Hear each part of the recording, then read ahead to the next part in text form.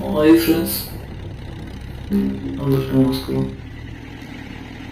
బురద చేయడం ఎలా ఉందో ఒకసారి టైర్లు చెక్ చేయండి. నిన్న పడ్డ వర్షానికి ఒక చిన్న బస్తో కోసం వెళ్ళాం.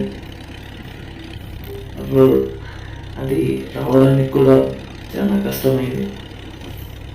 సెకండ్ గేర్లో బండి ముందుకు రావడానికి చాలా లోడ్ పడుతూ ఉంది. మీరు చూసినట్టయితే టైర్ మొత్తం నిండిపోయినాయి. ఇప్పుడు బ్యాక్ సైడ్ చూడండి, మడ్డిగా మొత్తం ఎలా నిండిపోయిందో.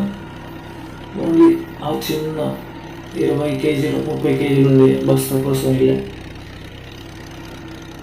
ఎలా ఉందో చూడండి.